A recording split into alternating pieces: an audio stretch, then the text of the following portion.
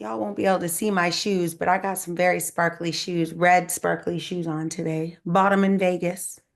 Hello, everyone. Welcome to day 5 of the I Love AI week. It is an amazing week. We've got some really cool things that we've done all week long. And today is probably my favorite day because, these kinds of challenges, you learn a lot of information, but how do you keep the fire going? How do you keep working and like continuing and being energetic? Many people ask me all the time, how do you stay excited every day, in and out? And I'm going to give you my secrets today. That is going to happen. I'm also going to introduce you to some of the amazing things we have coming up in the I Love AI community, as well as in the AI Leadership Institute.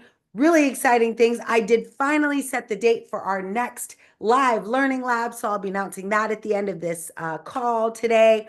And of course, as always, say hello in the chat. If you are here, say hi, because no one knows you're here unless you actually say hello. So thank you, Tara and Sandrine.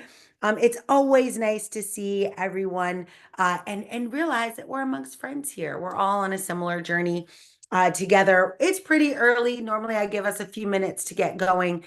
So I'll tell you a little bit about my day today. I went out for last minute birthday shopping. So one of my children, many of you know I have a bunch. One of them is turning 8 tomorrow. So happy birthday to her. And so I had to go do some last minute shopping while she was in school. It's half day, so my time was compressed. So if I look a little flushed, it's because I had to run out, I am a birthday fairy kind of person. I feel like if we're going to do business together, you should know this about me. I love birthdays. I make a big deal about them every single year, even for my teenagers, even for my husband. Not as much for myself, but you know how that is. Some of you all know. But welcome, everyone. Great to see you all here. Thank you for being here. Sherry's in the house. Luaska, Yara's in the house. Great to see you. Happy Friday. We are here. So I do have quite a bit. I was going to put a number on how many ways I'm going to help you get motivated in 2025, but I don't know how far we're going to get. So we'll see. I have a dream. I have a dream. And then, of course, do not let me forget at the end of today, I get to share with you we have a few people. I don't know if you saw in the I Love AI community, and you all are here, so I'm so glad. But they created their own little inner community called the Replay Squad. And you guys have been helping people get caught up and do their homework. And I'm just like, it makes me so happy. So thank you all for doing all of that and helping each other learn and absorb and remember. We had such just incredible takeaways this week.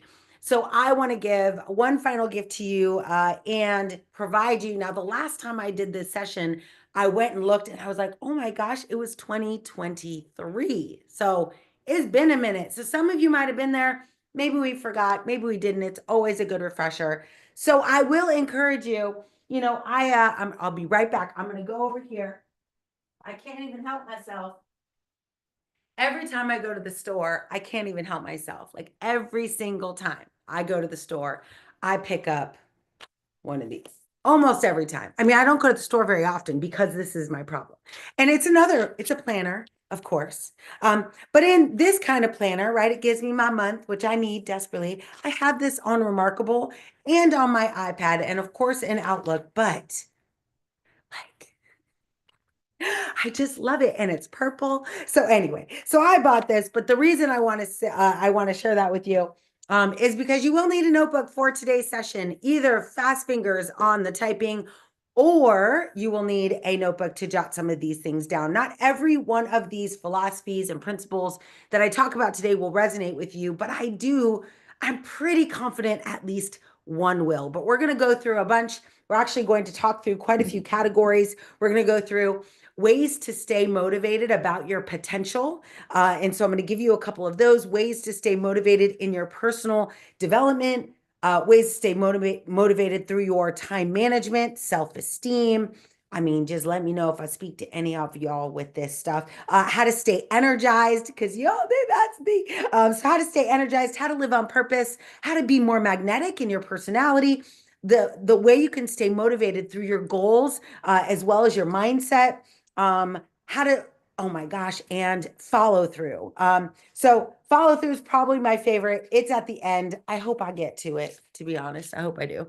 But there are so many things. I wrote a few notes down to make sure that I remembered all of them. But these are things I do all the time, like throughout my day. They're habits and processes that are woven into the way that I think and what I do. I feel very, very excited, very successful, very intentional in what I do and where I spend my time.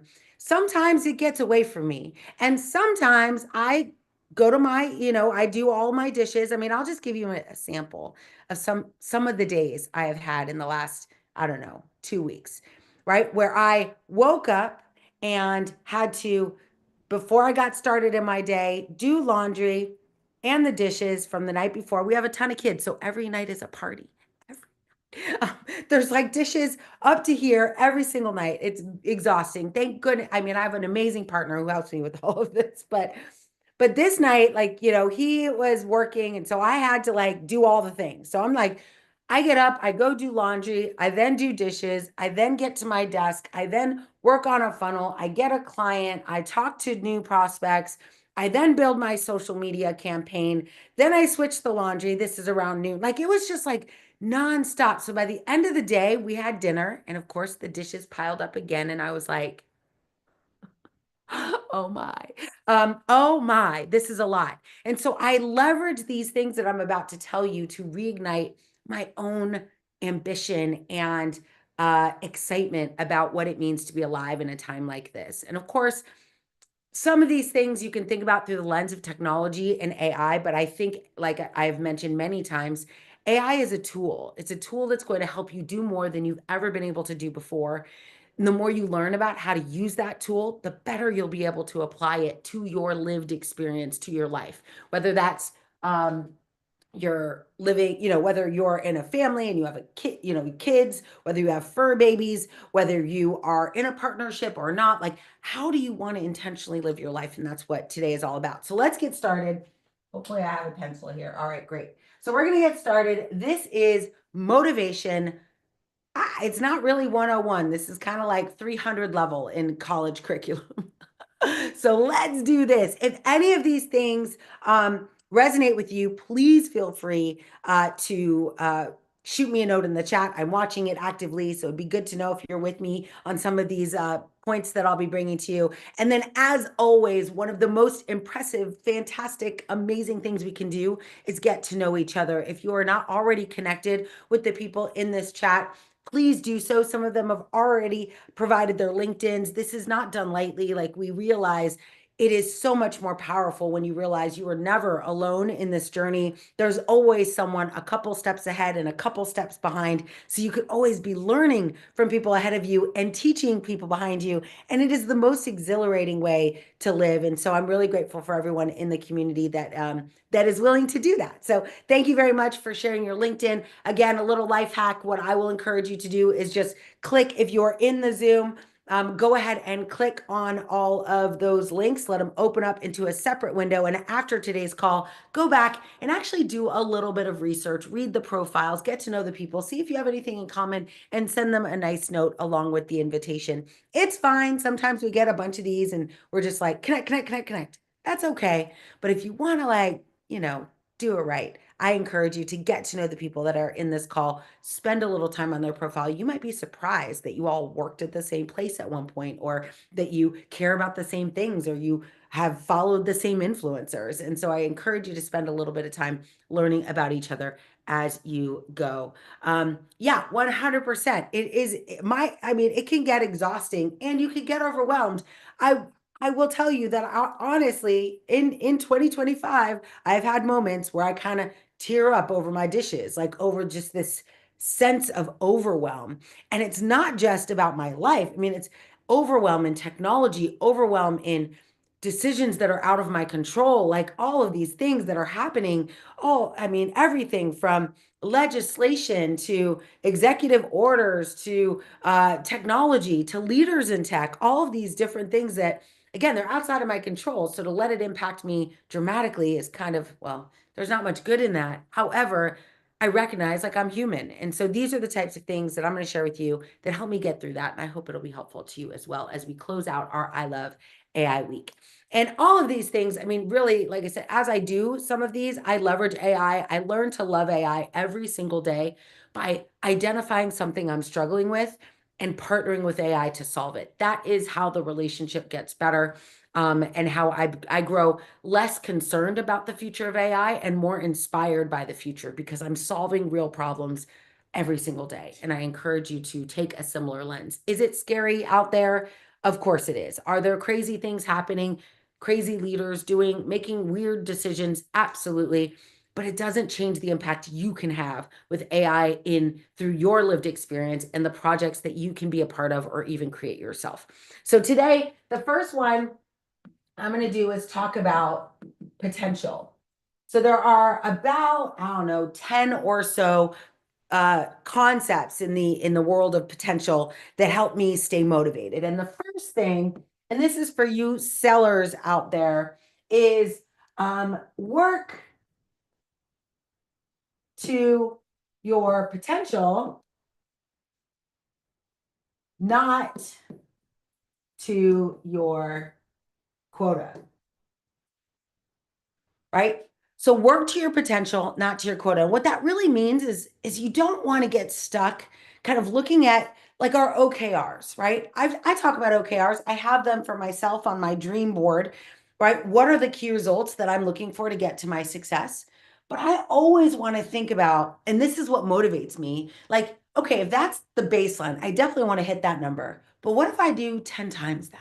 What if I meet people, like what if I end up getting on, NBC Nightly News again? Like, what if it's bigger than that? So I don't let my quota or my OKRs or my metrics establish the ceiling for me. I let them establish my floor, and I am excited about how, I mean, I'm ambitious. I told you all this. I'm a bit ambitious. So whatever number I set, I'm immediately thinking about how do I blow that number, right? How do I do way more than that? How do I surprise even myself? So that is one of these that I'll point to is how do you make sure that you work not just to what you expect of yourself, but far exceed what you expect from yourself? I don't know. For me, it's pretty motivating. The next thing is this word, extra ordinary. Extraordinary. Aim for the extraordinary. Every single day, I think to myself, what could I do to be extraordinary? And even in the smallest things. So, for example, it's Valentine's Day, and my kids, they wanted to get the little card things. And of course, I'm like, I don't want to just do cards. I mean, we have I Love AI stuff. So I'm like, I Love AI stickers. We created 3D printed hearts. Like, I wanted to be extraordinary. I wanted someone to get this bag full of goodies and be like, oh, this is awesome. That's the experience I want to give to people. So I aim to not just, again, do things kind of the way I've always done them, but always look through the lens of what I do through an extraordinary lens. Like, how do I do more in a better way, in a more extraordinary way? It's motivating to see that. I also look for extraordinary in my network, in the people that I'm working with. I scan through content and I'm looking for things that are above and beyond, right? What they could have easily summarized in a chat GPT. Does this mean it's maybe a little harder? You add a little extra work? Maybe. But it's super rewarding when your kids come home and they're like, oh my gosh, it was so awesome. All the kids love the things that we put together. You should have seen us yesterday. I did take a picture. I'll put it on Instagram. But we created this little assembly line around the table of all the cool little things. And we all filled bags and we kind of blessed each one. And, like it was just so fun. I love it. So go for being extraordinary. Work, not just to your, requirements, not just to your metrics, but beyond that, right? Work to your potential. Find ways of being extraordinary every single day. This is probably one of the most important things that I've done in the world of technology to elevate my technology career. And it's do things that others refuse to do. And so what this looks like in corporate America is I would just look around and see how people were delivering on their success, delivering on their projects. But I would also look at like what's the most that they'll do. So at Alexa, for example, so many people always ask me like, why'd you build so many skills? And I was like, well, because everyone was building one or two. Some people built 10. So I built 100 because I knew most people would refuse to do that work. I also got three certifications across three different cloud vendors. Why? Because most people won't do that. Doing what others refuse to do gives you, like, even if no one else sees it, you're just inside, you're like, like, I did that. Like, it's awesome. Another thing that others refuse to do, not everyone, but others do, maybe you would as well, is I do ice baths, right? So every morning when I'm home, my husband and I, we have an ice bath in our balcony and we jump in to 40-degree. It's actually right now hovering around 35-degree water. And it's got a cooler and jets. You get in it and it's freezing cold. It's so cold, in fact, when I get in it, I say to my husband, I think something might be wrong with this. I think something might be wrong. Like, it's too cold. But others don't do that. And there are so many benefits to doing ice baths in the morning or actually at any time. But so many benefits, but some of them are central nervous system regulation. And for me, what that translates to is my ability to keep my cool when things get hot or crazy or intense or high emotion. It gives me the ability to recognize, oh, this is an intense situation, but I've already dealt with an intense situation today, crazy cold water. It ended, number one, that's the lesson. It always comes to an end. But I also learned techniques to deal with that very intense situation. So doing what others refuse to do gives you lessons that others won't get a chance to learn through those types of activities, right? So being extraordinary, doing things that others refuse to do, it could be anything. Like honestly, there's a framework for this. I think there might be even a book on it called 1%. Like it only requires you to do 1% more to be seen as extraordinary because so many people won't even do the required. You do 1% more of that. Like someone gives, or tries to build something and they never quite get it across the line. This is it's a great story. There's a story called that you can look up on your search channel of choice called Acres of Diamonds. I can't remember who wrote it. Waddles, maybe? Anyway, Acres of Diamonds. And what it's about is this story of a person who bought a bunch of land searching for diamonds. He was told there were diamonds there. He dug all over, little holes all over his land trying to find them. He couldn't find them. He spent 3 years trying to find those diamonds. He then finally gave up, sold the land. As soon the person who bought the land, anyone care to guess how this story ends? Yeah, that person who bought the land after looking at all the holes, only had to dig where there wasn't a hole and found them within weeks, within days, maybe, right? Like, because so many times we're about to uncover that opportunity, that connection, right? That business transaction. Like we're right on the cusp and we basically give up. So many people give up on their ideas. I have now come to realize and believe firmly that you can have success in whatever you do. It's just a function of persistence and time. Now, I will give it to you. Some of us don't have that time.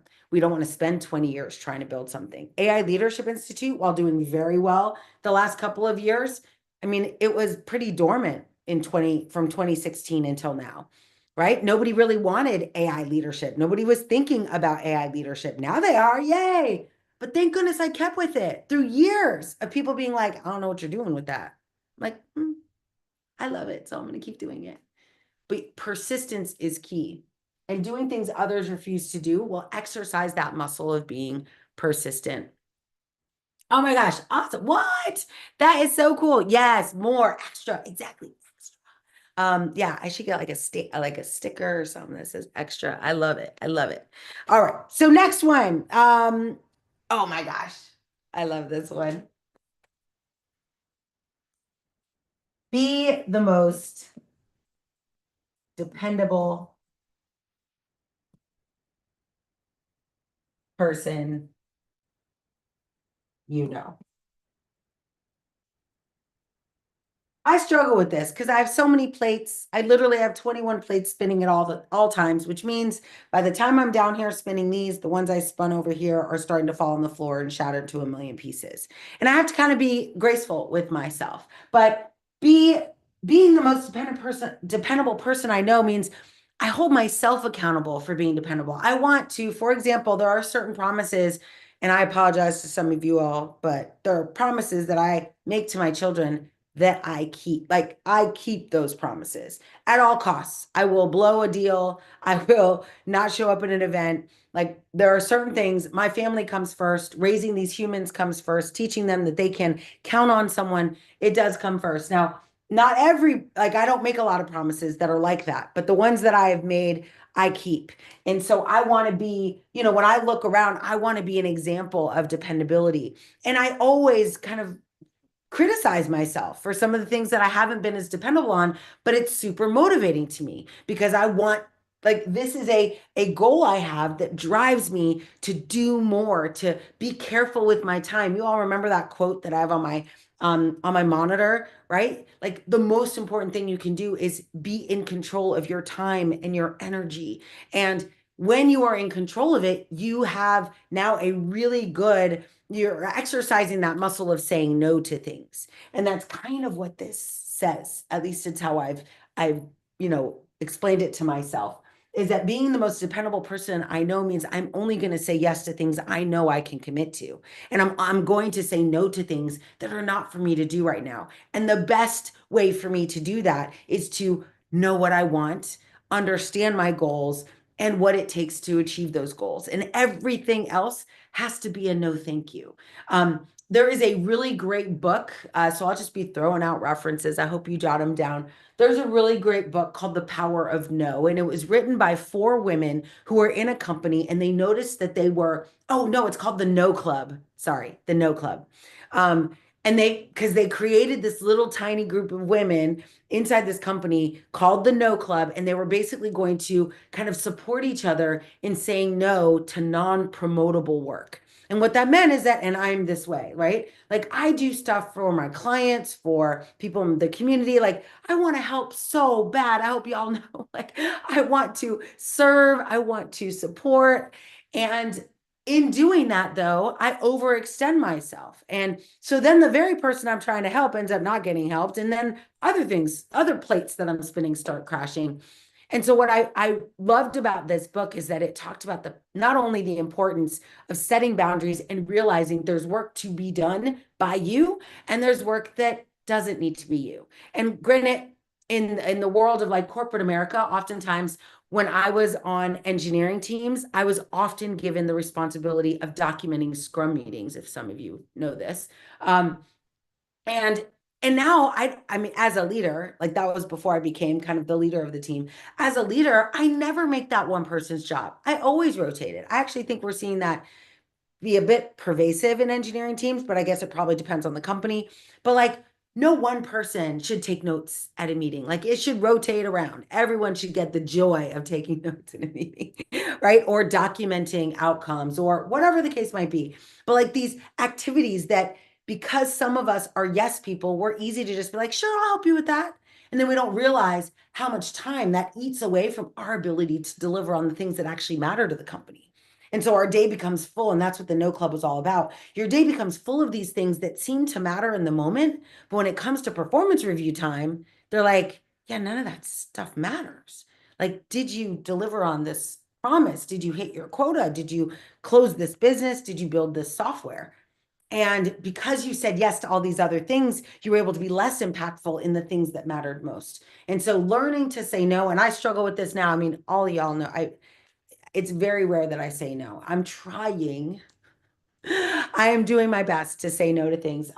But the other thing is to build a team around you or a community around you that can help you say yes, but it's not me, right? Yes, this person can help you. That's the benefit of being so intentional about community building and network building, like every LinkedIn, right? You can say yes now, and it doesn't have to be you that fulfills the promise or fulfills the need of the person.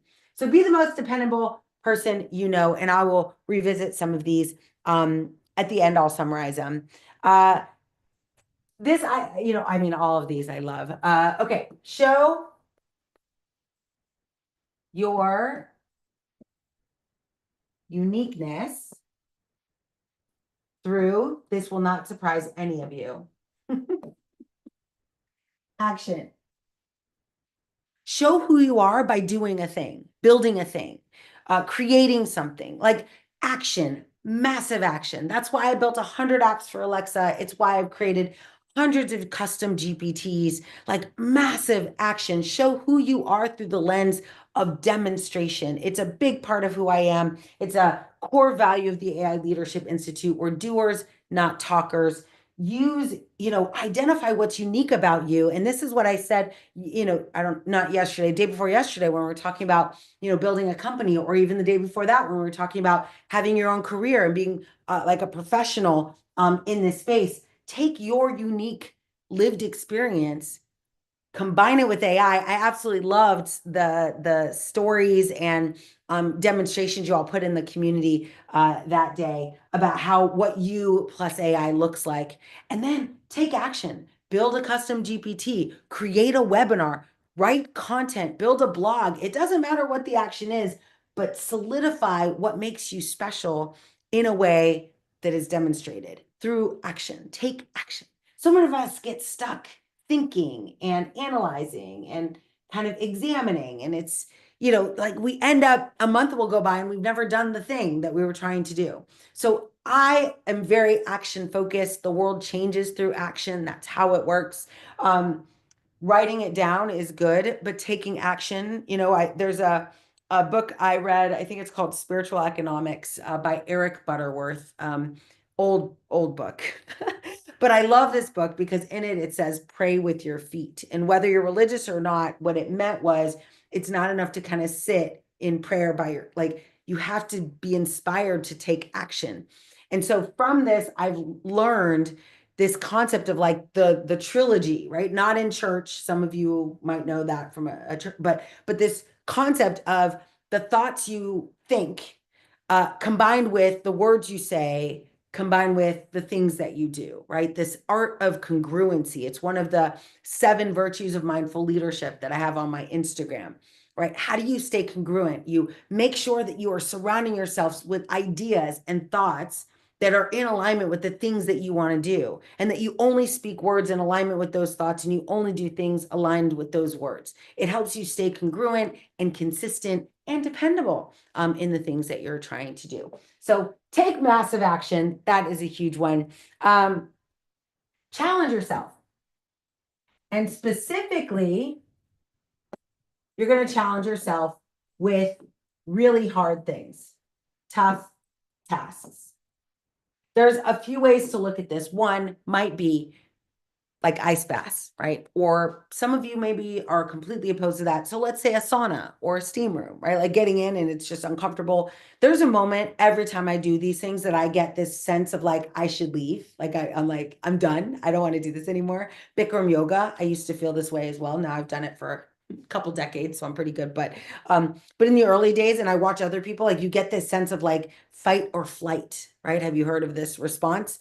And that fight or flight response is what I'm trying to control. That even when bad things happen, like rather than fight or flight, I can actually process what's happening and take a positive action.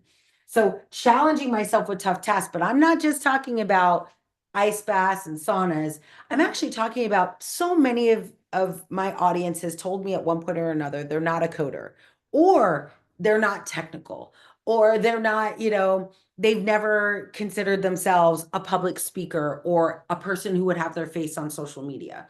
I encourage you to just be aware of when you say statements like this, and that realize you're just one tough task away from that not being true anymore.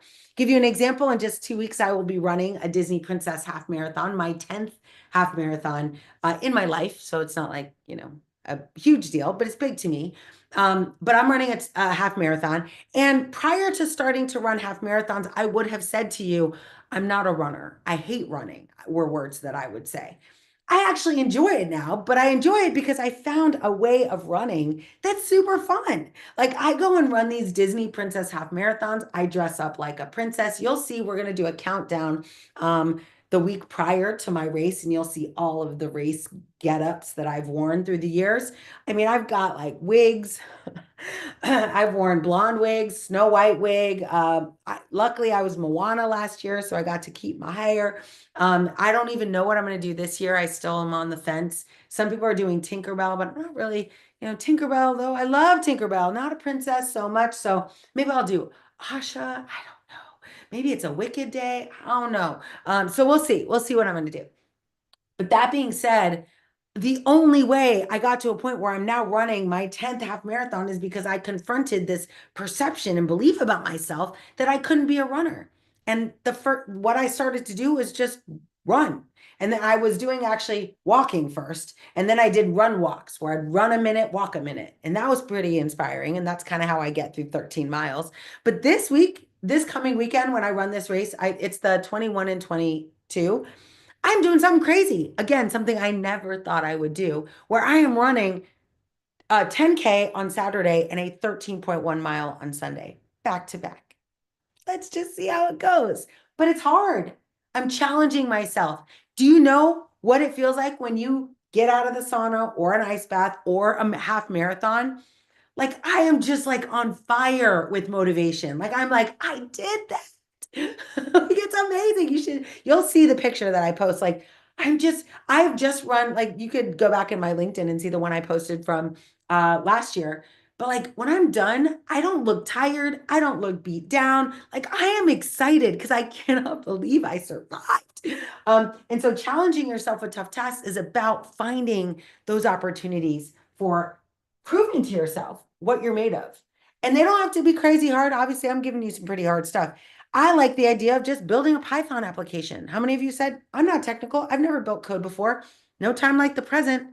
There are plenty of coding classes that you can take all by yourself. And we do live lessons inside the AI Leadership Institute. So there's lots of opportunities, but like that could be your tough task. Go do something in technology you've never done before. Build an agent, create an asynchronous agent that talks to another system. Build a Python application, step through Python, load up code spaces on GitHub, set up GitHub, create a GitHub repository.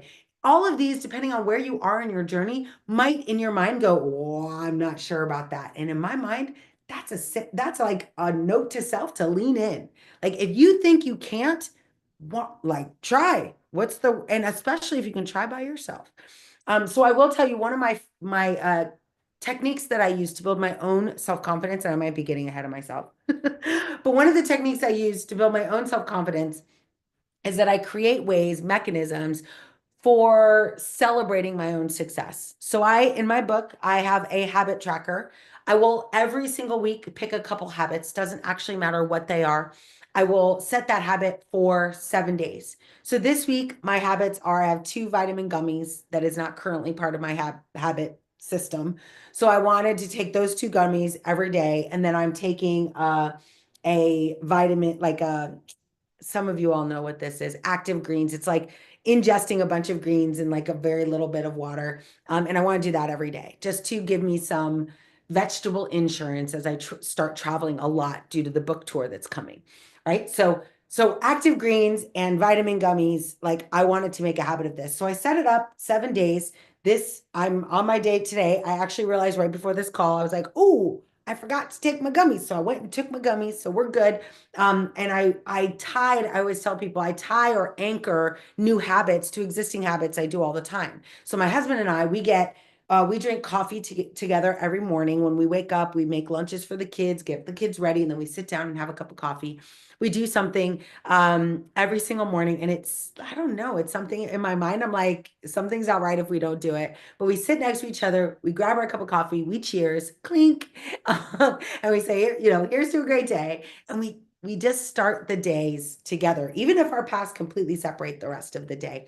But that being said, like those habits have really, like now at the end of day 7, no one knows. I mean, I just told you, but nobody knows that I'm doing that. But on the 7th day, when I've done a thing 7 days in a row and I check that 7th day, I'm like, I did that.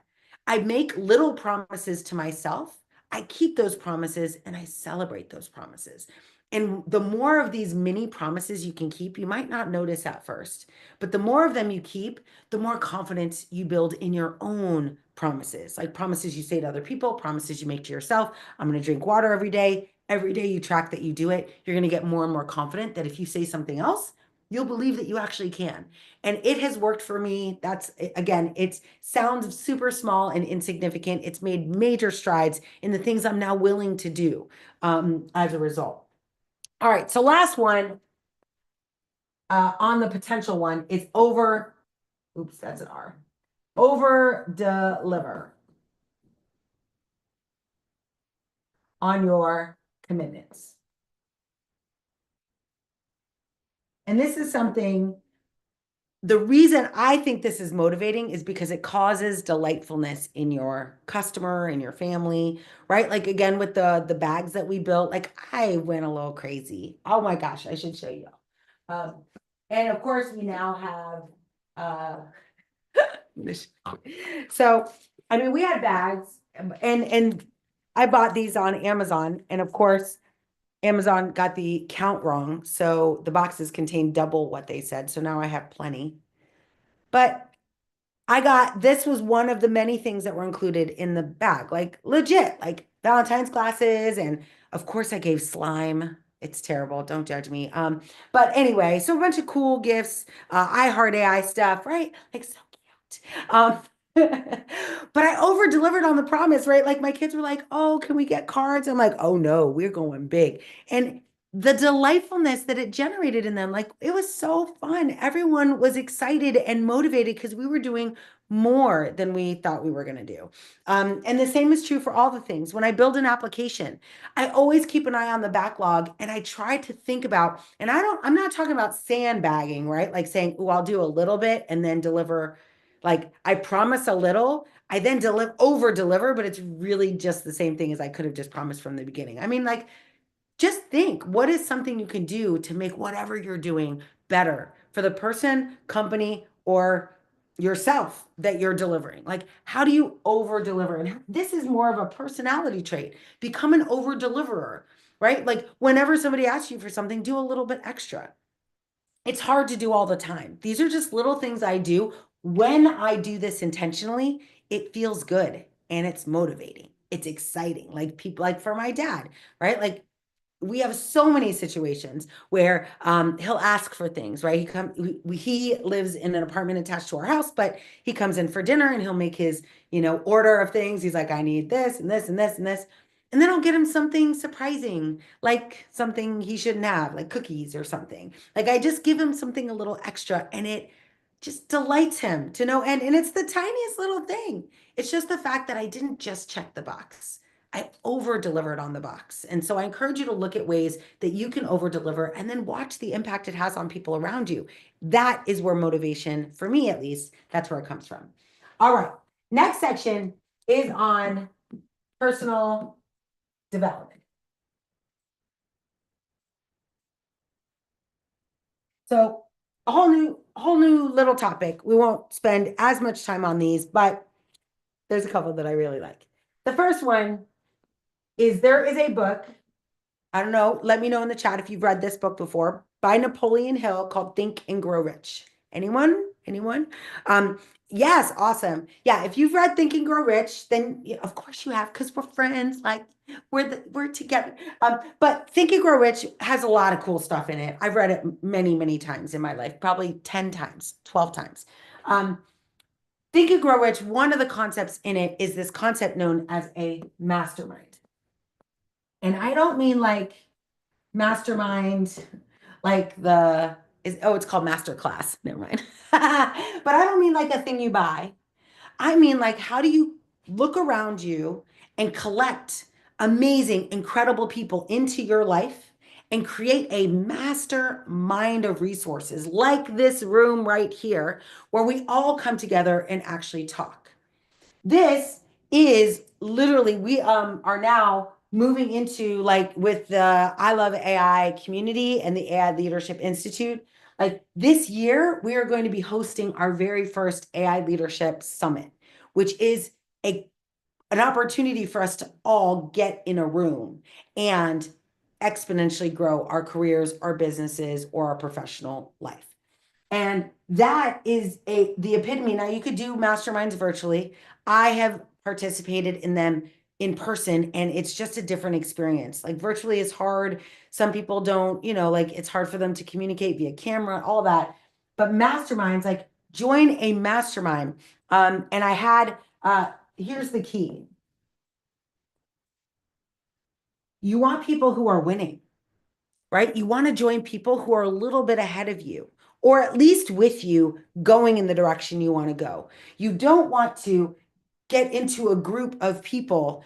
Like, for example, like if we created the AI Leadership Summit and publicly advertised that summit to people who have never heard of AI, who are just interested in AI, who are just getting started, right? We would not have a mastermind, right? We would have like a meetup where there's a mix of people and not a direction as far as like all of us trying to use our minds to get better, to grow more. This is something that's special. And again, not everyone. So we're going to do our first leadership summit this year for the AI Leadership Institute, likely not too long from now in April. So mark your calendars. I don't know the dates, but in April, keep an eye on it. But in that, we're going to, of course, invite everyone to come and learn about AI. I'm going to be teaching I'm going to be teaching a session on how to grow businesses. So that's the idea, is like it's called business scaling. It actually can be used to grow I encourage you all to think about this. You are all your own business, right? You are your own professional services company. You have a service you are providing, whether that gets consumed in a W-2 or a W-9, that is, either way. But that concept, we're going to have then a special mastermind. So day one is going to be the summit. Day two will be a mastermind. Not everyone can play. It will only be for winners looking to invest in being in a room, a really cool room of people. So I'm excited about that. But this is not something unique to me. I don't have to be the one to provide it. You can create your own, but this is the most important thing. Find people who are on the same path as you, either where you are or past where you are. And there are a couple ways to do this. You can either pay to be in this room. I'll just give a little bit of detail, right? You can pay to play, or you can earn your way in, right? And the way that you earn your way in is you become a winner and they want you in the room anyway. But I will tell you, 10 years ago, I spent $25,000 on a mastermind because I wanted to be in the room of people who are where I am now. But this was 10 years ago. I was still a software engineer inside a company, not making very much money, didn't have a company of my own. This is right before I joined Alexa. And so I paid to get there. But then I spent the last 10 years earning my way into these rooms. Now I get invited to masterminds as opposed to me having to pay. As a matter of fact, so very excited. I can't really tell you all the details, but I got invited to a crazy cool room. I will be delivering a session in China for an incredible room of people who are as successful as me or more, and much, much more. I'll be one of the speakers though, right? Like what a difference between paying 25K to be in the right room, which I'm glad I did. It changed my life. However, you use what you learn in this mastermind of winners, and then you do the work, and then you become someone that they want in their room. It's so cool. Oh my goodness, I love it. Okay. Now we got some homework. These are things that I'm going to encourage you to commit to. I've committed to doing this myself. It's a little easier in the world of Kindle Unlimited, but the next one is to read a book a week. Obviously, I'm not even going to say it. Just read a book a week. I always read nonfiction books. That's just because I love them. They inspire me. They motivate me. I have lots of them over there. But also feel free to read fiction if you'd like. I use Kindle Unlimited, so I download books every single day almost. And I just stack them up and read through them. But reading a book a week will motivate you, especially if you read on a topic you like, or a topic you want to learn more about. But read, like actually read. I know. Is this like too old for y'all? But yes, awesome. Absolutely. Oh yeah, thank you. Oh my gosh, thank you for saying that. I should be careful with some of the terms I use that are just very specific for the US. But yes, what I did mean just like as an employee or as a business owner, both ways. But yeah, thank you for that. Oh, I appreciate that. I'm so glad you're here though. Welcome worldwide people. Sorry for that. Anyway, so read a book a week. That's going to motivate you because you'll constantly get new ideas. And again, you can even reread books. I always have 4 to 5 books on my shelf. You want to know what book I'm reading this week? And I've read it before, but it's hard. And so this is it. It's called 100 million offer, $100 million offers. And it's how do you create an offer? And this is great again, employee or business owner to create, how do you package what you do in a way that you can benefit someone? And here's the magic equation that I now know by heart because it's so true is that when, I get this book, I read it, I get this idea, and it changes everything about what I'm implementing. Not changes critically, but it gives me motivation to do things in a different way and see if I can get better results. But this equation, it basically says, my goal is to know intently what the dream outcome of my audience is, right? So for many of you, a dream outcome might be to become a leader and understand how to use AI responsibly to actually generate value for a company. And if you could, you would do it with zero effort and instantly, right? Like that's the dream is that I wave a magic wand and you are immediately the perfect representation of all the right knowledge in all the right use cases. And you didn't have to take any time to learn, and it wasn't hard, and you had it was instantaneous. But that's not reality, right? Giving someone their dream outcome, it takes time and resources. So our job to create the perfect offer, right? To package up what we do and give it to someone, sell it to someone. Our job is to look at that equation and say, okay, for their dream outcome, how do I increase the likelihood that they'll achieve it while decreasing the total cost of implementing it, meaning time, how much time it takes them, and how much energy or effort it takes them, sacrifice. If I can say, that's why we sometimes see these ads or these like posts on Instagram or on Facebook or on LinkedIn, and it'll be like, do this in this month, do like, let's say, sell your business in 30 days with no tech experience at all, right? They're speaking to this idea, this equation of like, we have an idea of what we want. How can you make it easy for me to do, meaning no tech experience required, as well as do it in as shortest time possible, 30 days, 90 days, 2 weeks, 24 hours. So when you create an offer, you create a way of doing something. This is a way of characterizing it to the world. Like, I can help you do this thing in this much time, which is shorter than you would expect, based on this much effort, right? Meaning no tech skills or no skills at all you need is a smile, right? Like I make it incredibly compelling. And of course, there's a lot more to it, but that equation really changed the way I think about a lot of things. And I learned it just by reading a book. So read a book a week. All right. Oh, I love this one, my friends. Oopsie. Hold on. I'll get to erase these over here too. So this one is about eliminating negative influences.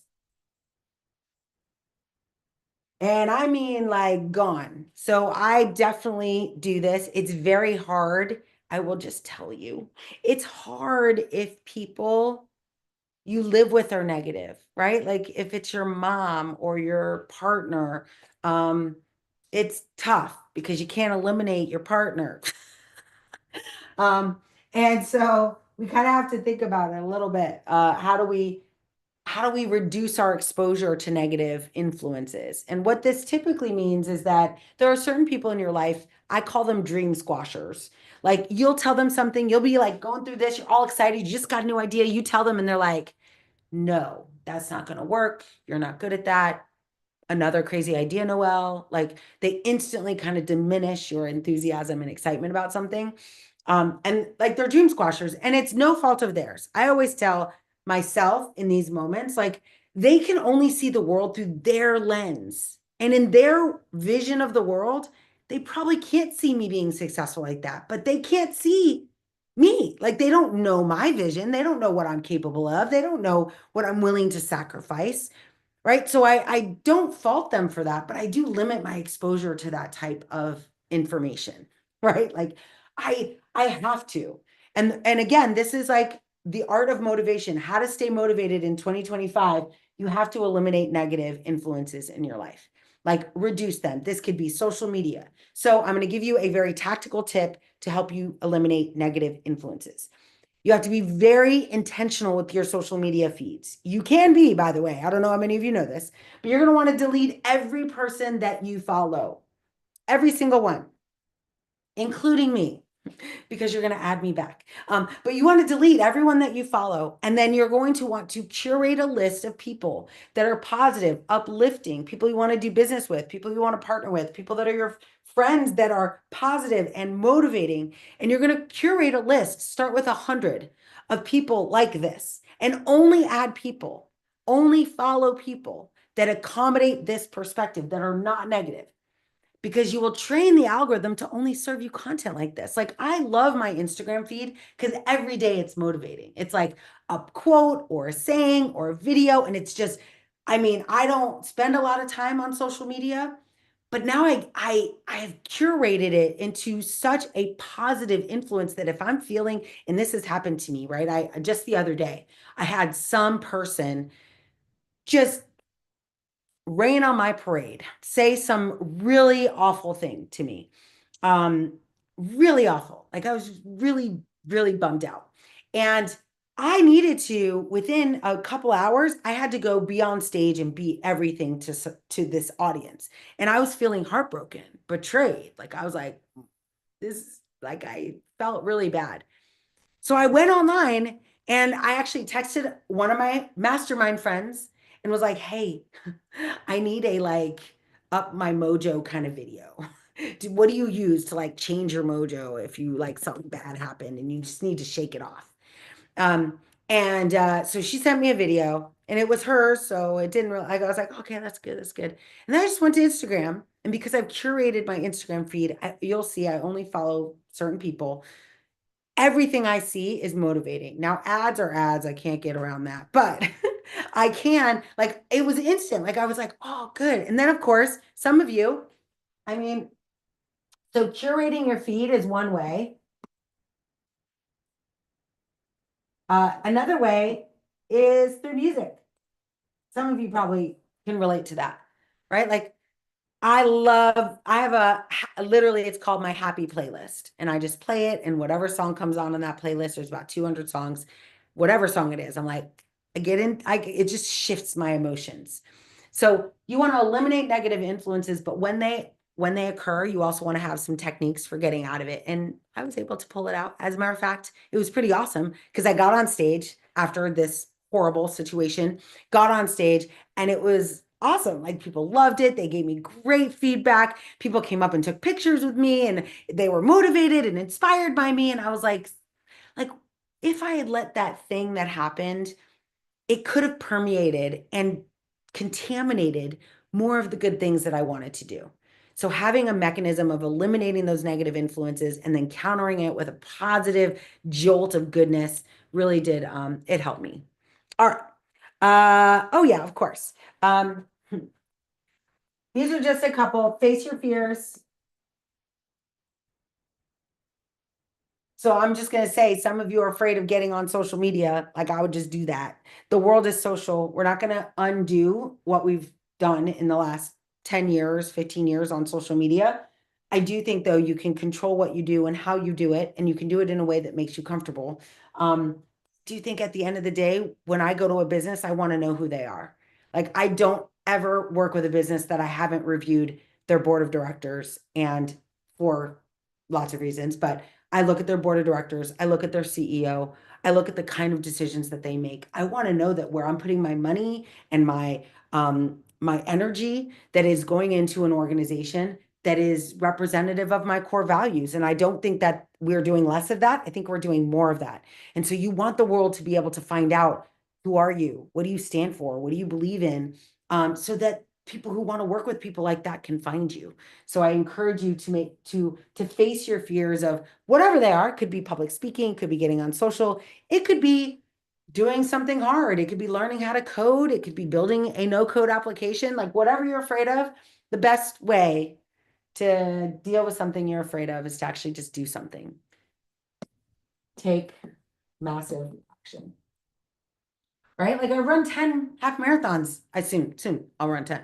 But 9 half marathons. Like I used to be deathly afraid of running. I didn't even know if I could run 5K, right? But once you do it, you're like, oh, not only am I not afraid, I'm actually pretty motivated by this. Because it makes like I feel like a rock star now.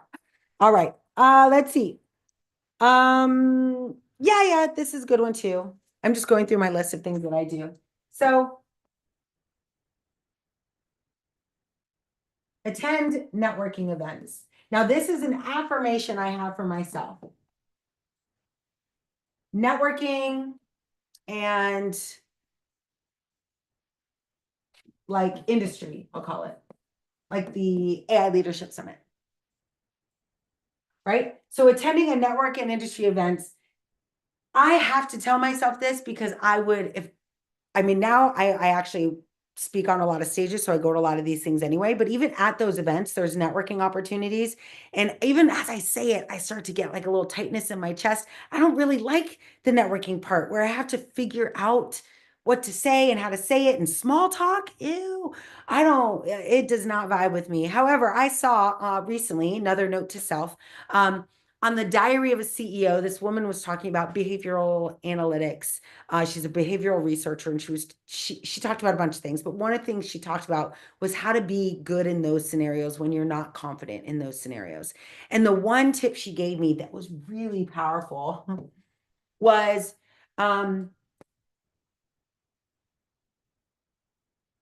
be a champion of others. So when you go in, like your job is just to make other people like find out about other people and then celebrate those things. And so I did this at an event recently where I would normally not go and like mingle with people, but I was like, all right, I got this. And I went in and I was just like, oh, tell me more about what you do. What cool thing are you doing in the next 90 days? In that Diary of a CEO session, they actually gave like 5 questions that you can ask. I memorized a couple of them. And then what I started doing is every conversation was like this. I tried to talk very little about me.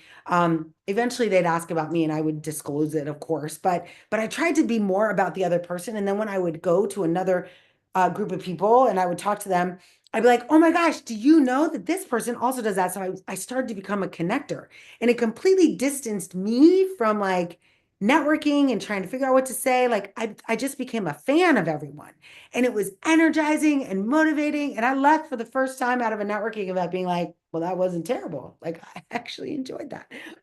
So becoming a champion in your networking events, like if you are not great at this or you are shy, like what if you could find out something about someone and celebrate it with them, right? And the benefit, like one of the things that I really liked was it was like, what if you know someone?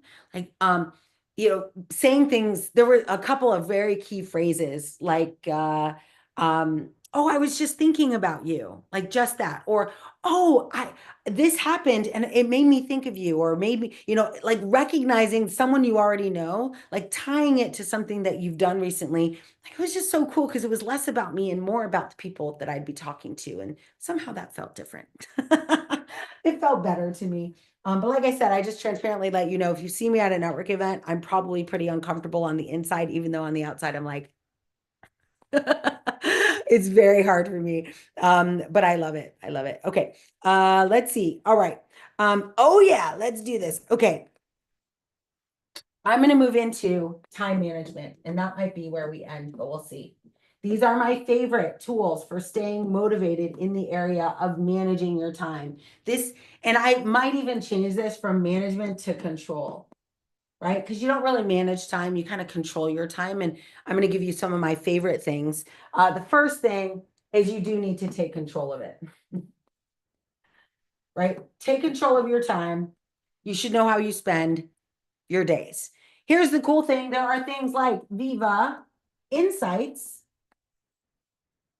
that will share with you insights on how you're spending your day. I love it. If you are inside, this is of course in Microsoft 365. So if you're on Microsoft and you're in Teams, you have, or you're on a Microsoft tenant, you have the ability to leverage insights. It's a menu item, so go and look at it.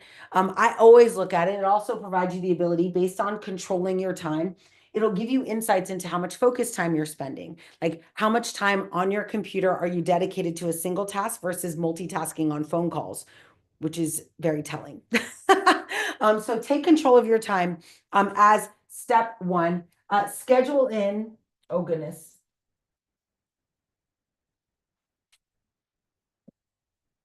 Schedule 15-minute breaks throughout your day. This is something I just started doing last year, and it was incredibly impactful to my overall productivity because sometimes how many of you have sat at your desk for unnecessarily long periods of time? Like I could sit at my desk and I would sit down in the morning and I would realize I blew through lunch and I'm like looking at the clock. I'm like, oh my gosh, it's dinner time. And I never got up, not even to go to the bathroom because you get in the zone, right? You're in the flow. And I just like work, work, work, work, work. And so now I have, oh, I have to show you this. Some of you have seen this already. So cute. My little Alec. So cute, right? I'm not going to turn it on right now, but little Alec having a drink and a snack. But this has a Pomodoro timer on it, but it also has a reminder timer. And so I will set this on my desk and I will set that timer. And so every 2 hours, I make sure that, and I should do it more often, but every 2 hours, I make sure that I take a 15-minute break. Yeah, it's so easy to lose track of time. But the interesting thing is there's so much brain science on the impact of taking that break and walking away from your desk or going outside or even just turning away from your desk and staying seated and just focusing on something other than what you're working on.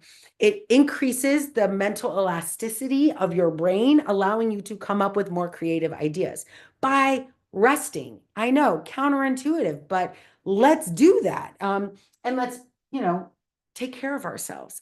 Because let's face it, like, the older we get, the more mature we are. Certainly people that are nearing the end of their lives, they're not like, man, I wish I worked more, like, man, I wish I spent more time at work. They're almost always like, man, I wish I had spent a little bit more time taking care of myself, taking care of my family, being with my family.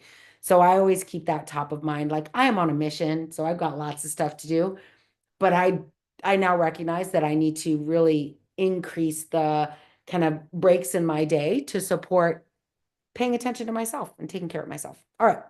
All right, here's some stuff. You know who I'm speaking to.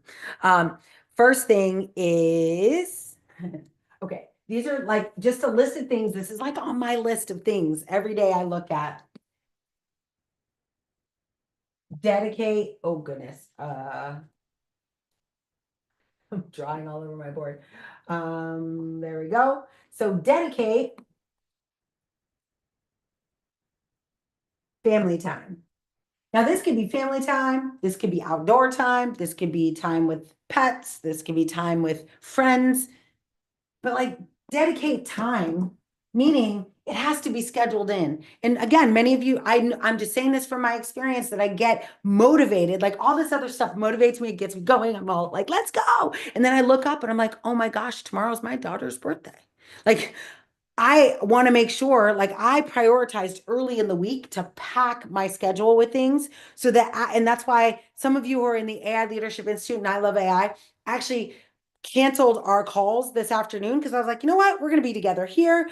I'm going to be present and give you as much value as I can in our time together. And then I'm going to go spend time with my family on Valentine's Day with my husband. Like I'm going to prioritize that. And so dedicating that, carving it out of your day, and spending time with the people that you love, you won't regret it. And when I do this, I'm motivated by that time I spend. Every night, I think some of you know this, but every night at the dinner table, my family and it's been nice because I haven't traveled a lot yet this year, maybe 3 or 4 trips. But every night we sit at the dinner table and everyone comes together and we go around and we say what we're grateful for every single night. We used to say grace. We don't do that anymore. It's a long, sad story, but we do say what we're grateful for. And recently, we've started a new tradition where to the younger kids, they play charades and we have to guess what they're grateful for. And it is so good. Like, it's so good. It motivates me. I'm like, this is why I work so hard because I want to create financial independence for this family. Like, I am motivated by the time I spend with the people that I love. So hopefully that means something to you all too. Okay, let's see. Of course. So these are a little out of order now that I look at them, but track your progress, which means write down your goals.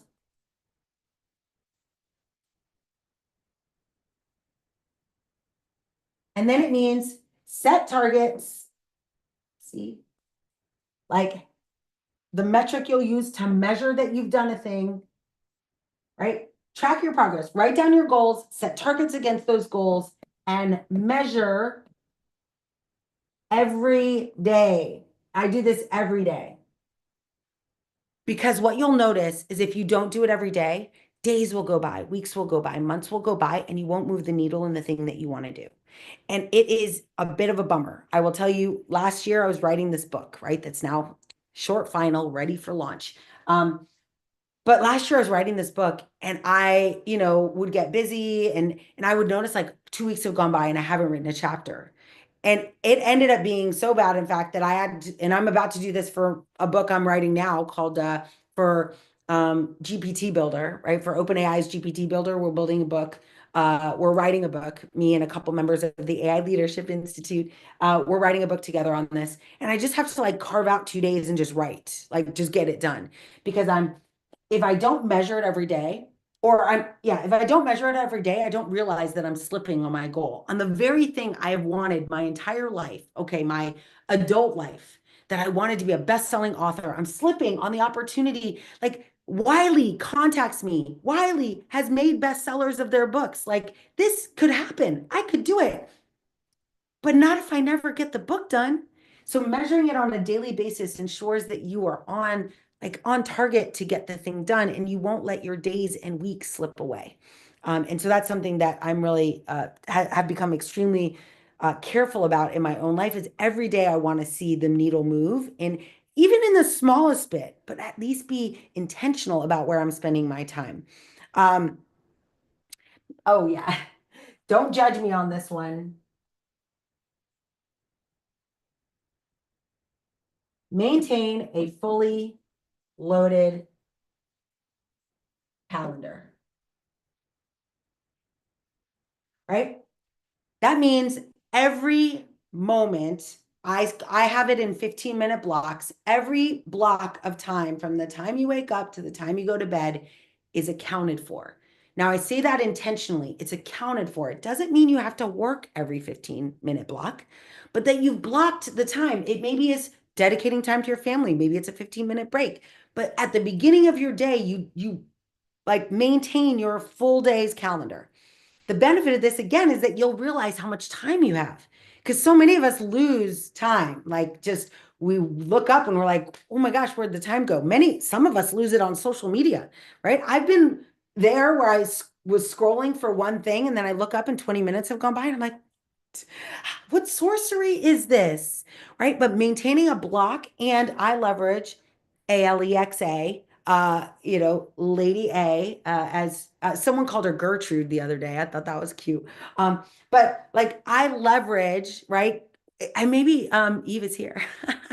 But I leverage that device to help me tell me when my time blocks are. Like, oh, it's time for this, it's time for that, time for a break, time to get on this meeting. It gives me a lot of feedback so that I can do more. But maintaining a full calendar, a fully loaded calendar, doesn't mean loading it up with work or client meetings. It means being intentional about every moment that you spend with whatever task it is.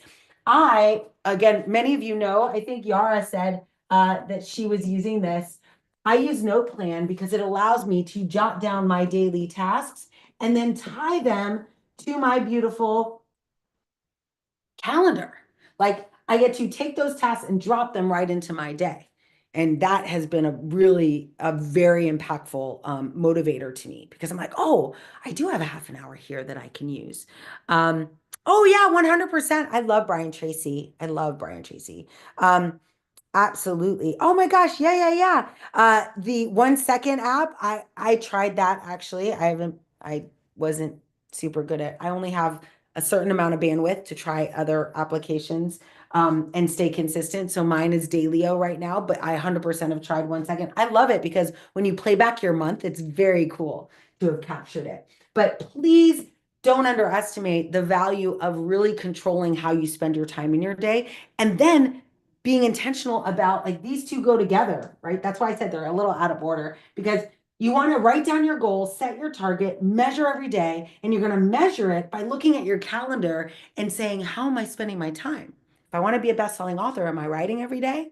If I want to run 10K plus a 13.1, am I running every day? Like, am I spending time doing the things that are going to get me to my goal? And if you're not, it's okay. But then you really need to examine, like, is that really what you want if you're not willing to do the work on a daily basis to get there, even in the smallest ways? All right. Let's see any other things on here I wanted to oh my gosh, there's a couple of oh, look at that. I went a little bit big. Okay. So one of the things I wanted to talk to you about was, oh yeah, this is hard for me. Oops, let me make it a little bigger. Finish ahead of deadlines. Anyone struggle with this? It's, I think, part of who I am. That's what I've been telling myself my whole life. Like, I just, deadlines, but this is, again, remember today, these are all things. If you do these things, it'll motivate you. When you finish ahead, it's like that promise you make, right? That 7 days of taking a vitamin or drinking water. Like when you finish ahead of a deadline, it's an internal motivator to be like, I did that. Not only did I do the thing, did I do it well? Did I exceed expectations? Was I extraordinary? But I also finished early. It's why when we talk about selling projects as a consultant to clients, we say on time and under budget. And ideally, right, we over deliver on time by being early. The benefit of being early is that you lose the anxiety that comes with like pushing things to the end. And like I said, I am definitely this way in certain areas of my life. I'm working on it in others. I mean, I've come up with all sorts of complaints where I'll say to people like, well, I mean, I'm a Latina in Miami, nobody's on time. But finishing ahead of the deadline, committing to being early, right? My dad is a Marine, so he's like, if you're not 10 minutes early, you're late. But these are all things, like I said, it may not speak to you. These are just things that I do to motivate myself. When I'm early, I just feel better. I feel better about being there. I feel prepared. I feel I have an opportunity to kind of acclimate. I can meet people as they come. Like I just feel much, much better about it. Semper Fi, what? That's cool, Pamela. I didn't know that. See, I love this when we get to learn stuff about each other. That's awesome. Okay. Let's see. Okay, some final ones. Let's see where I'm at. Oh yeah, we're doing good.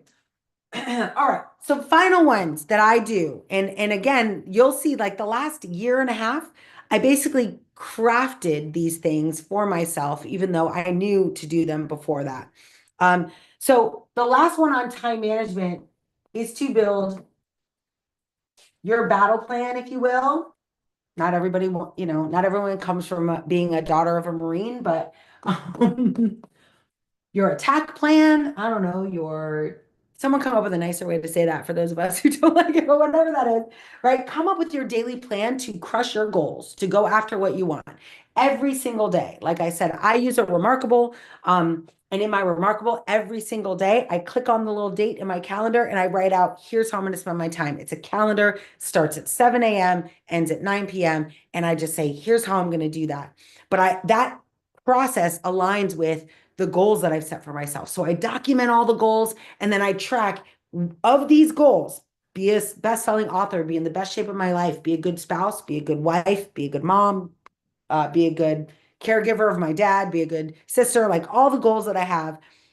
I want to make sure that there's something on my day, at least something in my week that's moving me in the direction of what I want to be.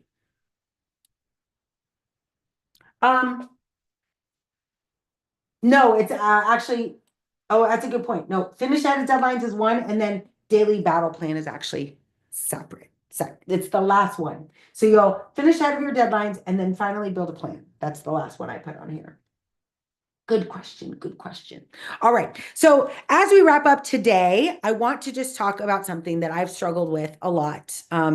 As and I'm getting better every day, but I wanted to share with you some of the things that again, these are on like my short lists on in my planners. Like these are things that I just surround myself with. And it really is around self-esteem and energy. Like how do you stay upbeat and energetic? Oopsie. So the first one, so this is self-esteem focused, um, is honesty. Being honest with you and others, but you first. Be honest with yourself about how you feel, what you're doing. Sometimes like, and this is why I tell you all a lot of stuff. I'm pretty vulnerable in our AI leadership calls. Because part of me being honest with myself, I also want to say like the truth out loud. So many people comment on the fact that like these young men, these Black men at HBC Universe Summit. I was a speaker at last Saturday. These Black men came up to me, young men, like they're like, I just want to tell me straight, like, what's it like to get a job in corporate America? Is it hard? Blah, blah, blah. And I told them straight, I was like, every Black person in engineering that has been a anomaly, meaning that they are alone, they're the only Black engineer, or they're one of a few Black engineers, they struggle for lots of different reasons. And I was like, I just don't want you to get a job and be like, they told me it'd be awesome. I'm going to tell you it's hard. It's worth it because you will be implementing technology and providing a perspective that the team will not have without you. You will change the world with your perspective. It will be worth it, but it'll be hard. Like you will feel alone. You'll say things and no one will understand what you're saying. Like it's not awesome to be the lone voice of reason in a room. It can be fun at first, but it often gets old pretty quickly because you're like, does no one really get this? And then you start doubting yourself. Like there's so much that goes with that. And so I think it's important to be honest with yourself, be honest with people around you, like let people know, like when you feel that way. Has it hurt me professionally to be candid about like bring my authentic self to work? Have I been hurt by that? Absolutely. Yes. It's why I own my own company now and I prefer it. But like, I don't know if I'd want to do it any other way, right? Like I spent 15 years of my career, what they call code switching, where I wear different clothes and put my hair in a bun and wore glasses and like all these things to kind of assimilate. How many of you have seen that movie, Pearl? It's a little short by Pixar. I encourage you to look it up. It was rang so true for me. If you haven't seen it, it's not new. It's been out for quite some time, but it's called Pearl. It's from Pixar. Look up the YouTube video. And it's all about this cute little fuzzy ball of yarn, like Noelle, like cute, fuzzy, energetic, and then goes and works in like tech bro land, where everyone looks the same and is wearing no color, like black and grays, and over time, in order to be like liked and accepted, she goes from being fluffy and colorful and cute to being just like them. And that's what we do sometimes, right? Because we just want to fit in. Like it's a social thing. And so as part of that process, of course, she does that. She feels like she's herself and it's all going well. And then at the end of the movie, a new colorful ball of yarn comes to the office and she finds herself kind of like treating that new ball of yarn not a great way, in the way that the rest of the office is kind of laughing at her like you're so goofy and colorful and ew. And she realizes like in that moment like that was her. And I see a lot, I mean, I try not to be this way, but a lot of women I feel like have treated me like that, where they work so hard to be a bro that when I finally get there and I'm me and all bubbly and shiny and like wearing glitter and having like a shiny, cup of water at a meeting, like they hurt me. Like they're like rude, like very just not nice. I'll just say it that way. I'm trying to keep it clean, but they're mean to me and consistent. Like it's a consistent behavior. And I get it now though, because that movie made it so easy for me to understand. Like you work so hard to become this thing. You now are liked by those things. You'll do anything to not be disliked, to move yourself away from that. And you really want you don't want another person, like a shiny person coming in and messing up your game. Uh, but I believe in empowering women. Show up however you want. But I do see this happen. And I think this honesty part is a bit of the problem. Like we lose sense of who we are and we forget what it means to honestly talk about what we do, how we feel. And so if you can't do that at work, at least find a community or a mastermind that you can do that with. Um, I like this. Some of you might have seen a movie called Picture Perfect. It's an old movie. I love romantic comedies. But there's a line in that movie that says, dress for the job you want.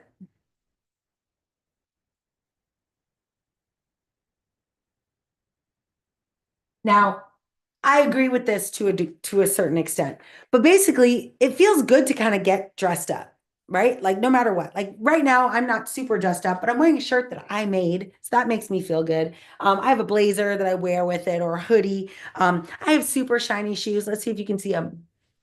Like, look, whoa. I went to the store in these shoes. People complimenting. It was awesome. It was motivating. Like dress for what you want to do. So when I was younger, I would dress, like earlier in my career, I dressed the way I thought engineers dressed because I wanted to be seen as an engineer. When I became an executive, like I dressed like the CEO, right? I got very like suits. I eventually found out that my style was a little bit of a blend of both, right? I like graphic tees, blazers, maybe pants, but I dress up. And when I do dress up, I get treated different. Here's fun fact. Oh my gosh, you guys will appreciate this. So, fun fact, when I get dressed up and I look like I'm in a suit, like a gray suit or a black suit, and I'm wearing heels and I've got my bag and like I look all fancy, when I go to a conference and I speak dressed like that, I have a significant lower amount of people that are willing to approach me and talk to me. Like it's identifiable. So while I say dress for the job you want, I just really more mean like be intentional about how you look. Wake up every morning, get dressed, and be like, I feel good. Like it might be a hoodie and a t-shirt. It might be your favorite sweatshirt, right? It might be like your I Heart AI t-shirt, but dress like in a way that you're intentional about what you're putting on your body and how it makes you feel. Because I actually realized like I don't really like when I go and I'm all dressed up and people think I'm fancy, they don't want to talk to me. My husband would watch people and they'd be like about to come over and they're like, and they just walk away. And I'm like, no, no, no, I'm nice. Like they literally think I'm different because of how I dress. So I now kind of walk that balance of like, no, I want to dress comfortable. I want people to be comfortable approaching me, but at the same time, I want to be confident in what I wear. And so I play with that a little bit. Um, I mentioned this yesterday, but this is a big one for me, and I have it written on my wall. Say yes. Say yes to opportunities. Say yes to things that scare you. This is a big one that the world I am in right now, the job I have, the work I do is all because I chose to say yes consistently in my career. Yes to things I didn't know. Yes to scary things. Yes to unknowns. But I chose to say yes. But I was intentional, right? I knew what I wanted to do. I knew what kind of technology I wanted to work in. I knew what skills I wanted to learn. But when opportunity presents itself, even if I'm not qualified, I say yes. And I don't mean yes like you submit a resume to a LinkedIn post. I mean like I dive into that thing. So building Alexa skills, right? Creating applied AI applications at Microsoft. Like I got very interested in saying yes, not just to the opportunity, but then to all of the things that go with me becoming an expert in that thing, right? So I encourage you though, like you probably have opportunities all around you, but if you're not in the right mindset, you might not see it. There's actually a concept known as the reticular Anyone know this? Activation system. And the reticular activation system, what that means is that when you see it with your eyes, it gets activated in your mind and your subconscious starts to open up ways for you to see information that you saw already. Easy way to think about this is you buy a new car, like I did. I bought a new Nissan Murano the first year that they were out. I bought a sand one, because I had never seen a sand one on the road at all. I bought it, and then I got it off the lot. And like in the next 3 days, I saw 5 of them. Like, I was like, what? Did everyone just go buy one? Of course, no, they didn't just go buy it. It's now that I have mine, I'm aware that it exists, and now I see it everywhere. So take us back to some of these, lessons that we've gone through. Like when you start writing your goals, right, every single day, and you start pulling this stuff together right here, right? When you start writing your goals every day, you're going to turn on your reticular activation system. You're going to see opportunities that you've never saw before, because you're writing what you want every single day and night, if you can. So, oopsie. So when this shows up, right? When an opportunity comes, because you write your goals every day, you're going to see every opportunity differently. Like you're going to be like, oh, I could write. So before I got my deal with Wiley, I was invited to write a column in a online newsletter. And I said yes, because I wanted to be a writer. Not because I thought that that would lead me to Wiley or lead me to a book deal, but because I was like, oh, this will help me get into the practice of writing. And it did. It did a great job doing that. And it just so happened that 7 months into that contract of writing 2 articles a month, I got my deal with Wiley. Like saying, writing your goals, and then letting the world like now your mind is going to be like seeing things in a new way, and then be willing to say yes to those things even though you've never done it before. Had I ever written in a journal before, I'd never been a columnist. I'd never written professionally. As many of you know, I don't really even like writing. But I said yes, and it led to the delivery of my very biggest dream, which was to write a book. So I share all of this. There's lots of stuff in here. I'm going to be posting my 100. I don't know how many I got to, but I have 100 of these items that I documented last year. And so I will share with you that in the chat. In the last couple minutes, I just want to say thank you for spending your week with me. I hope you found this to be fun and exciting and give you some ideas on how to stay motivated from a time perspective. We went through a lot, actually. So that's pretty good. But I really, I think it's really important to surround yourself with people that want more from life, that are ambitious and loving, that are mindful and purpose driven, that have, the imagination and willingness to, be honest with themselves, to derive harmony in their lived experiences, right? To be enthusiastic about life. All of these words are what culminate what I call the Lamplighter Leadership Program. And it's literally all of these things. Like, how do you become more loving, more ambitious, more mindful, right? More purpose driven? How do you become a better leader with more imagination, right? With gratitude and harmony, right? Trust, enthusiasm, resilience, and then, of course, success. Like, that's the Lamplighter principles. And so you hang out with me, and I promise you, I will be giving you opportunities to kind of lean into these principles in your own life. It is a being in technology, loving artificial intelligence. The AI piece is this much. Who you are, what you do, how you do it is this much.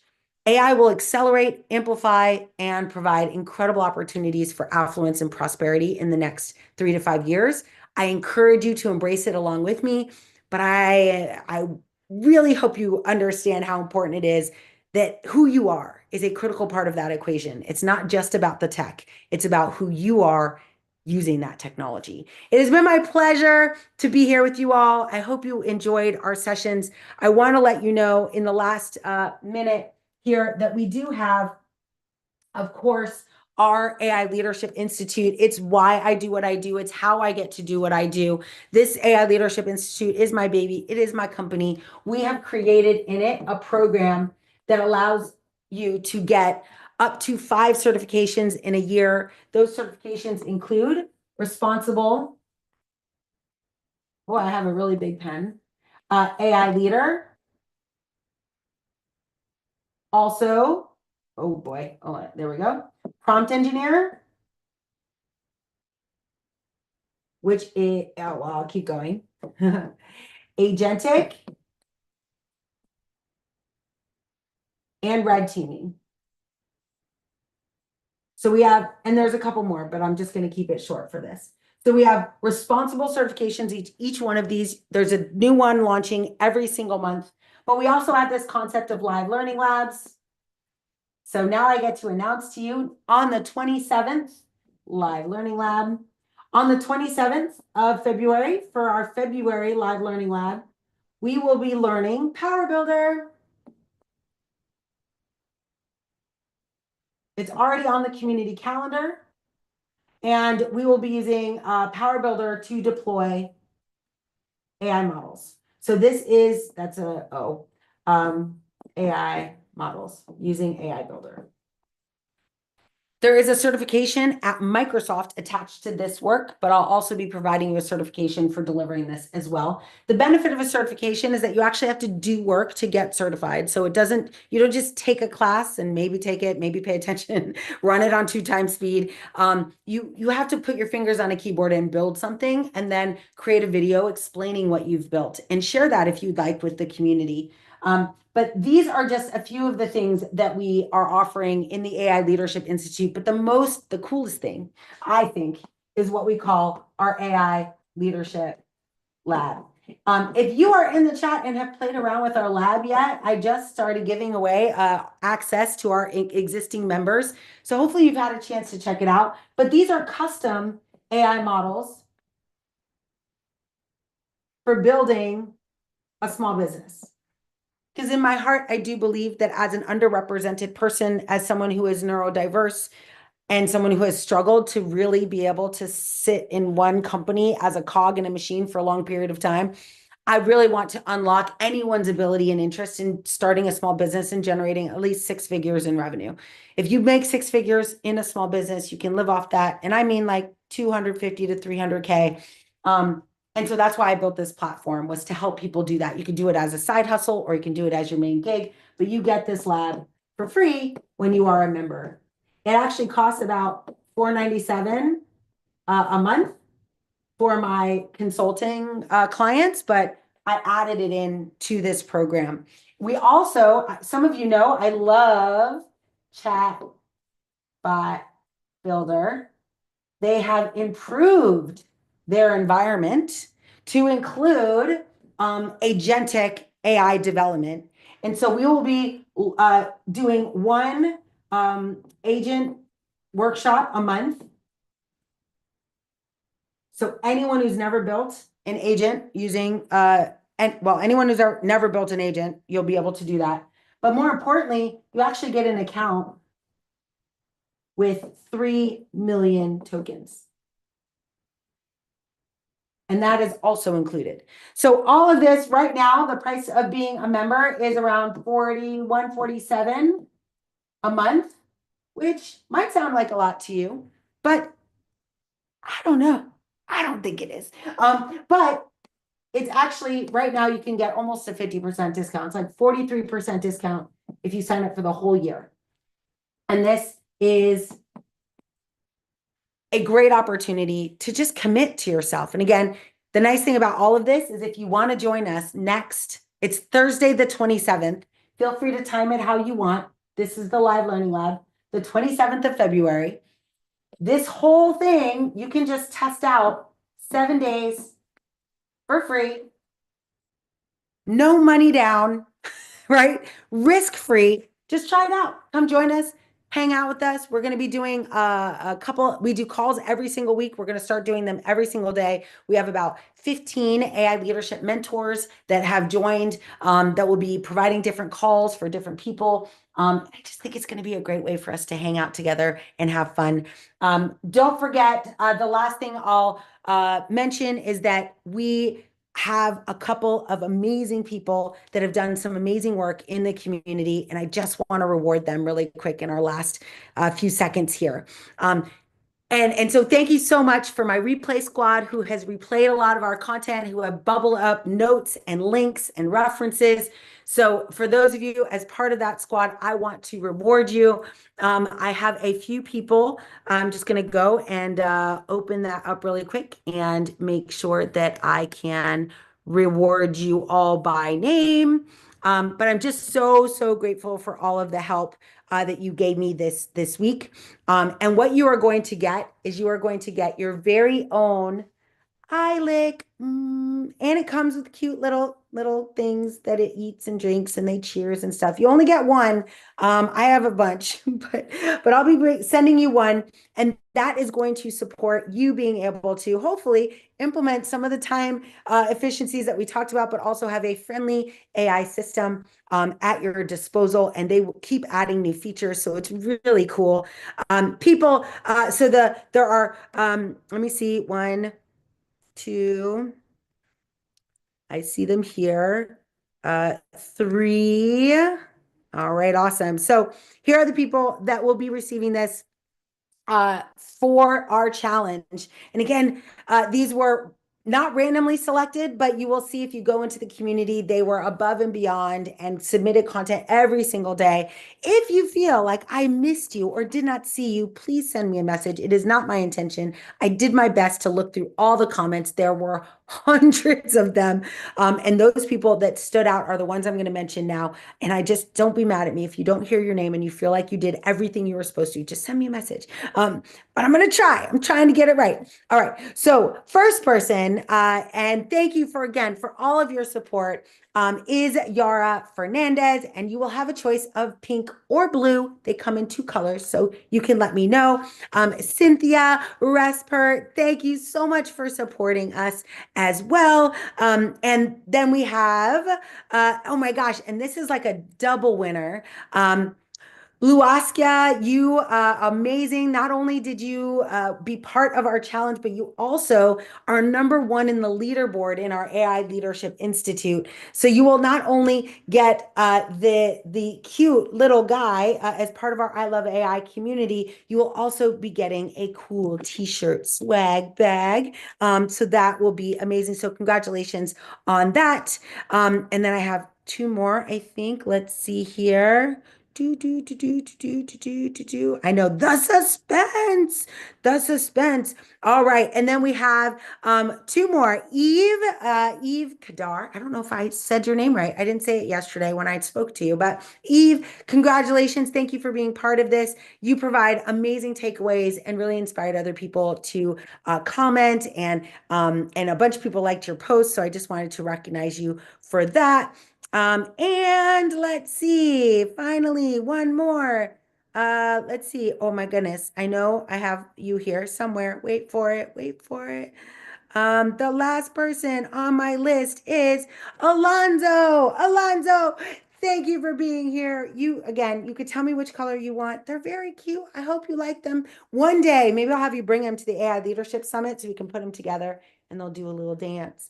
But congratulations to all of the winners. Again, so many of you contributed. This is not to, like, I couldn't, everyone couldn't win. But I did try to look at all of the days and all of the comments, and a lot of them were in this, like, spread out. So hopefully you can understand, but I really appreciate you all playing along this week. And so what I will need from each of the winners, I will just need you to DM me or email me. I'm going to put my contact information in the chat so that you can connect with me, because I just need address information and t-shirt sizes and things like that. But I hope you really enjoyed the session today. Thank you so much for being here. I really loved doing this week. It is my favorite week of the year. I get to spend a lot of time with you. I dump what's in my brain and in my heart into your brains and your hearts. I hope you had fun. And like I said, you can actually buy these shirts now starting this week. So if you want to buy an I Love AI t-shirt, they are available, but you do have to be part of the community to do that. So join us at noel.ai. Oh, good. I'm so glad. Thank you, Afwad. Thank you so much. Y'all are amazing. Thanks for supporting each other. And remember, it is no fun to do this on your own. You don't have to be alone. You have lots of people just like me that would love to support you in your journey, no matter where you are. So just reach out. The AI Leadership Institute and I Love AI community is a great place to start. And I'm so glad you guys were part of my journey. Thank you. And if there's any questions, I don't see any in the Q&A, but if there's any questions, I'll be here for a while. Congratulations to all the winners. And we will do awards every single month. That is my commitment. That's what I'm trying to do of our leaderboard. So we got one leaderboard winner automatically, and they also happen to be one of our top contributors to the challenge. But next in March, we'll be doing another leaderboard challenge. It resets every month. So you can start and you don't get points for just posting stuff. You get points for liking other people's stuff and having them like your stuff. So post meaningful content, share your experiences, and most importantly, have fun. Thanks for being here. And I hope you enjoyed the session. Bye, everybody. Thank you. Thank you. It was amazing. Bye. Oh, yes, thank you, Shar. No, it is, I think, are you not a member? I think so the website to join is noel.ai, HTTPS. I'll type it in for those of you who want to join us. You get 7-day free. I think it's worth trying. And any feedback you have, if you don't like it at the end of 7 days, just tell me so I can make it better. Because I would make it worth it. I will do whatever it takes to give you all the value that you need. But yes, just head on over to noel.ai. There's the link for you all. Oh, there are 9 levels. There are 9 levels in our community. So, and I think I'm the highest level and I've only gotten to level 7. So I have to do the same thing. Like I have to contribute and all of that. So yeah, nine different levels in our community and lots of different ones. We have 9 different levels. Soon we'll have 9 different certifications to match. It'll be really fun. Oh, that's okay. Yes. So Nan, did you join the Maven class? If you did, then they will be sending you, yeah, it was super fun class. They will be sending you a link. Afwa raised your hand. Let me go view you and find you in the list. Hello, good to see you. Please feel free to unmute. Hello, hello. Hi. Can you Great hear to see me? you. Yes. Yes, thank you so much. It's been a wonderful week. Really, really appreciate you for being so authentic. I mean, can you hear me still? Uh-huh. Thank you. Yes. So in regards to the levels of I don't know, you have one that I'm on that is the 47. Is there another one that No, no, no, will you're in. You're in. oh, And you oh, were early member, so you get this nice low discount forever as long as you stay connected with us. so Yes, which one is the 47? so that is, no, I see what you're saying. So once you get into the community, there are 9 Uh-huh. levels based on your contributions. But I started the community at $47 for my OGs. So for people that were early in the community, they got Uh-huh. this discount. And now we've added a platform, which you will get access to, and we've Okay. got a chatbot builder, which you will get access to, and all Okay. these new certifications. So those come with your subscription. Yes. Oh, wonderful. Yeah, so Wonderful. you just Thank get you. increasing value where as we've added value, we just increase the price to make sure the right people were joining the community. But yeah, you're one of our OGs, so thank you. Wonderful. I'm glad to be here. Thank Yes, me you. too. Me too. And I'm ready to be of help, if any.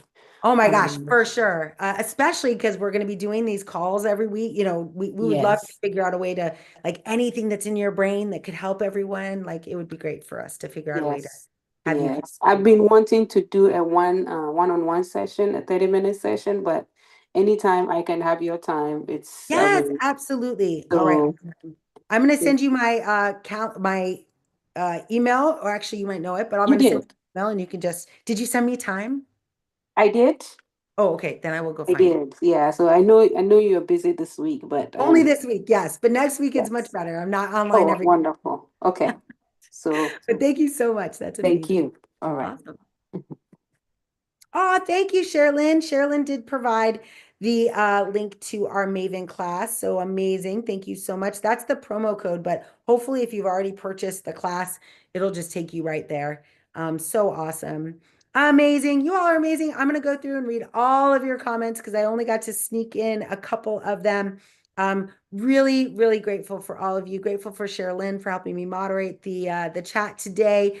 Thank you all for being here. And yeah, let's go. So I will be doing lives uh every like next week as part of my I Love AI but really good morning AI session. So I have a podcast that I run and I just get on and talk. So I know we're over now, so I shouldn't tell you too much, but I am launching a brand new content track called the AI tool tour. And so we're going to do a tool tour every day where I go through and tour 3 or 4 tools and just talk about how I use them, if I use them, how I think their go-to-market strategies being built. It'll be really fun to watch, but it'll happen live.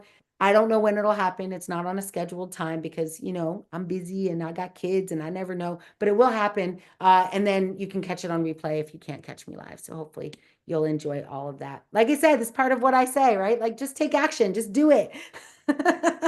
And hopefully you all will find value in it. All right, amazing. Yes, amazing. Okay, cool. All right, awesome. Thank you all for being here. I'll see you all later. Bye, everyone. Thank you. Thanks for the love. Oh, thank you, thank you, thank you. Bye, everybody.